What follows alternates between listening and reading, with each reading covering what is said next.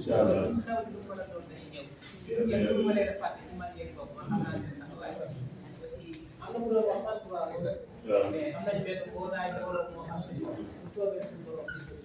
incha allah yal na yàlla dimbali yal na yàlla jox leen ñoom dafay jumtukaay yi ñu ko soxna Dior ngay nuyu baax ak bàjjen bopp yëpp waaw Assane léegi ñu jox la rek di ñaanal mbooloo bi yëpp.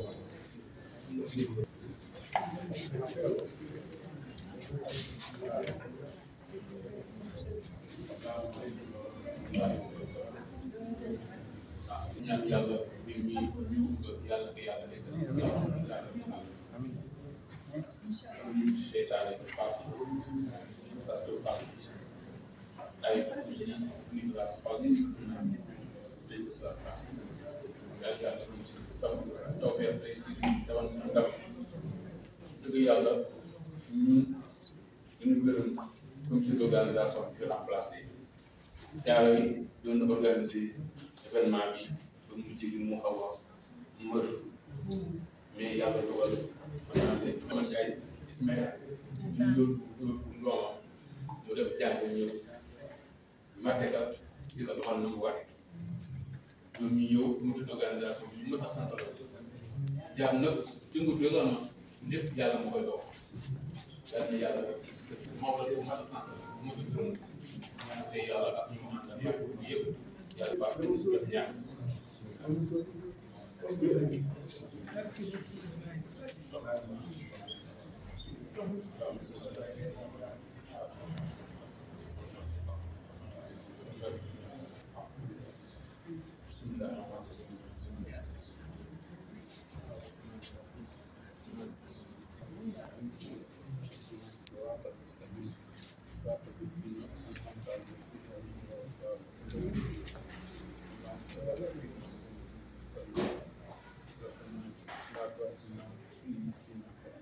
Amin ya amin amin amin amin amin amin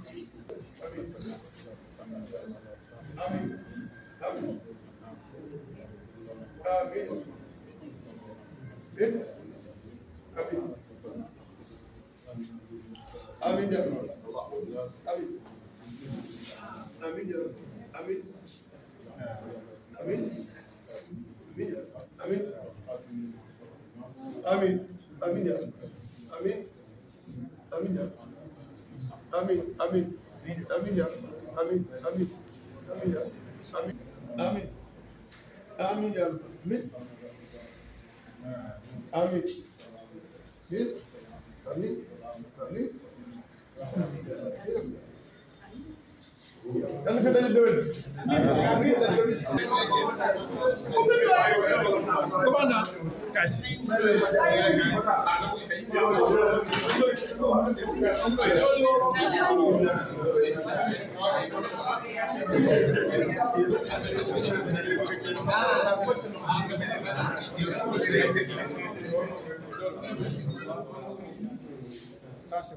attention c'est de faire nous parler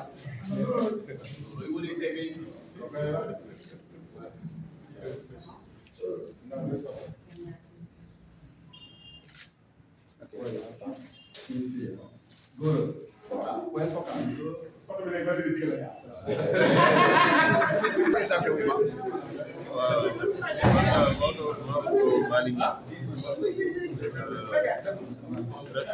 moral Daïratul Ansar.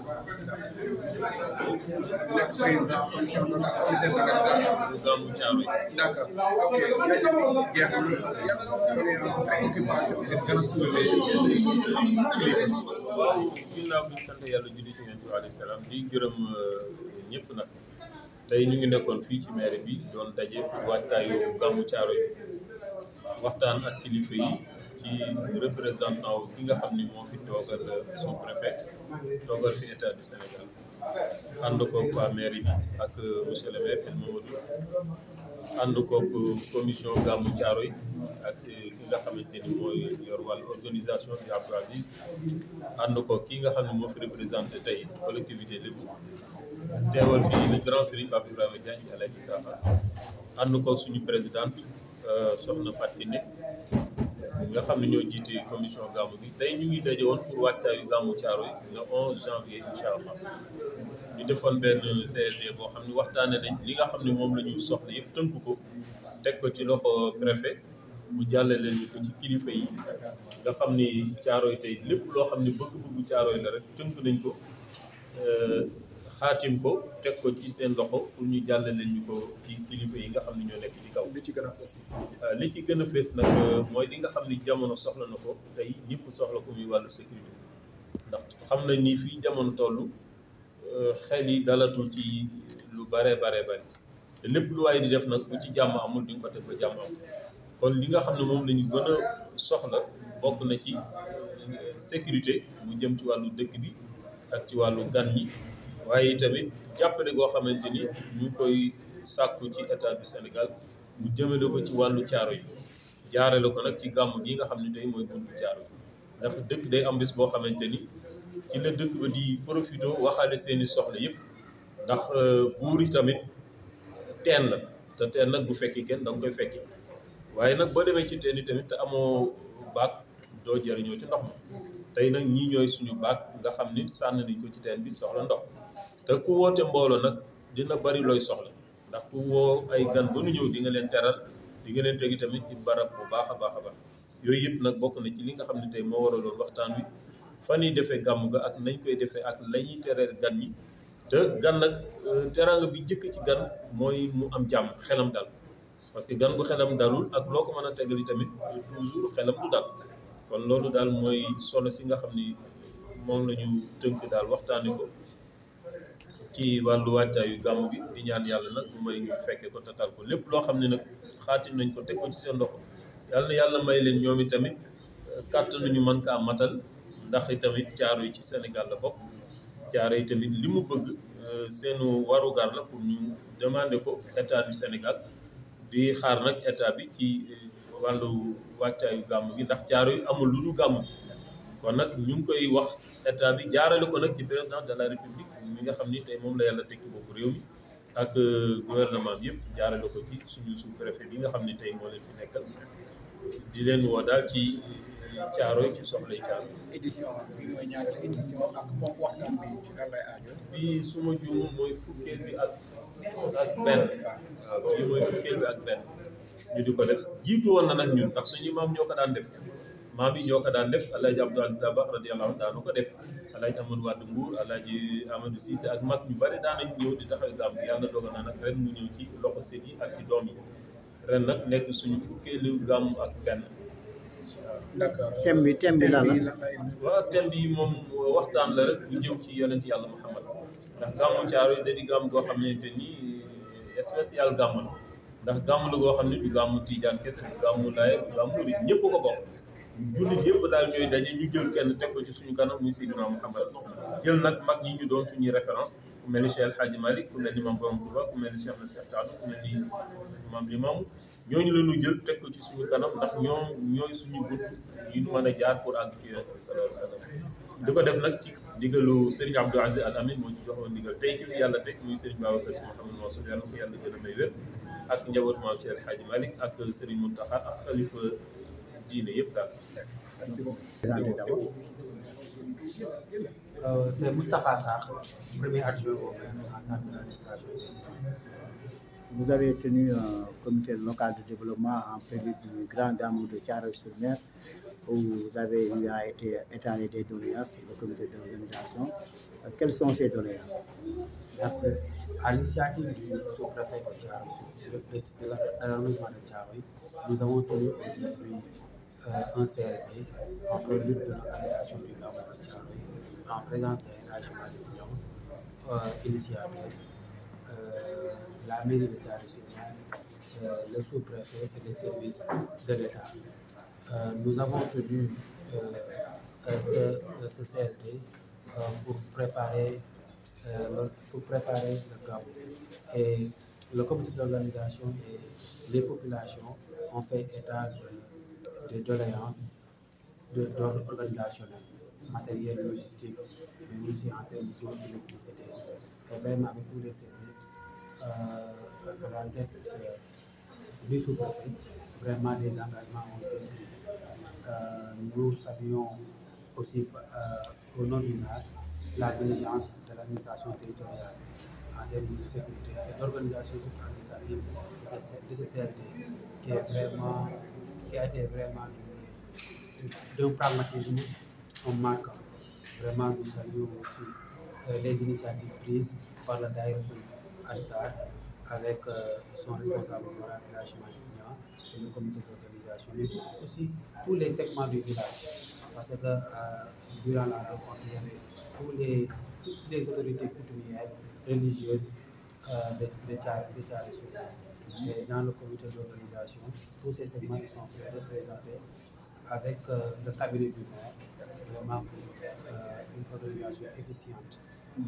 du Gamou, qui est l'événement majeur de Thiaroye-sur-Mer en termes culturels et religieux. L'imam a insisté sur l'aspect sécuritaire, vu l'affluence du Gamou qui d'année en année vraiment continue. Tout à fait. Et durant les débats, ça a été relaté que dans la presse publique, dans la communauté Lébou, il y reste peu de Gamou de ce genre. Et Thiaroye-sur-Mer a cette chance. Donc c'est une affluence très populaire, très communautaire. Donc prendre des dispositions. Et le Gamou de Thiaroye a une particularité, comme l'a si bien dit le responsable moral, que ce n'est pas, ça ne revêt pas de chapelle confrérie ou religieuse. C'est le Gamou du village de Thiaroye-sur-Mer. Et donc, quand on parle de Thiaroye-sur-Mer, sa position géographique et stratégique, c'est pour toute la communauté Lébou de Kabar. Donc, l'affluence est Merci. Je réponds au nom de Ousmane Djibril, préfet de l'arrondissement de Thiaroye. D'accord. Vous avez écouté les doléances de l'aspect sécuritaire qui est revenu. Quels sont les engagements dans ce sens? Je vous remercie pour la couverture médiatique. Au sortir des échanges interactifs, comme vous l'avez si bien souligné, l'aspect sécuritaire a été fortement relaté par les participants des différentes parties prenantes. Mais compte tenu de la dimension de l'événement, qui verra la participation de nombreux fidèles, de pèlerins, venant de divers horizons, il nécessite un renforcement des dispositifs sécuritaires. Dans la mesure où un événement d'une telle envergure ne pourrait se passer dans les lettres de l'art que si un dispositif de sécurité a été mis en place. Et c'est la raison pour laquelle, de concert avec le commandant de la brigade de gendarmerie territoriale de Thiaroye, il veillera à prendre les dispositions idoines pour que l'événement se passe dans les conditions les plus optimales. Les autres aspects également relatifs à l'événement. Pour les autres éléments afférents à l'événement, nous, l'administration, il est de notre ressort, de notre rôle de convoquer l'ensemble des services de l'État. Et que ces services de l'État qui ont été conviés à cette activité ont pris des engagements. Des engagements sur le plan sanitaire, hygiénique, assainissement, sécuritaire.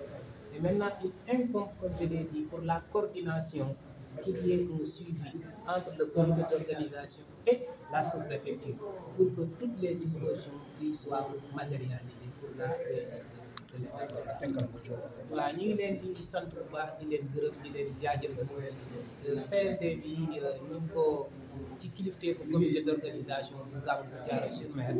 ñoo ko woote woon ñu ànd ko ak mairie bi ànd ko service de l'État yi ànd ko population bi yëpp ku nekk ak cër bi nga xam ne moom la am ci dëkk bi muy les notables les délégués de quartier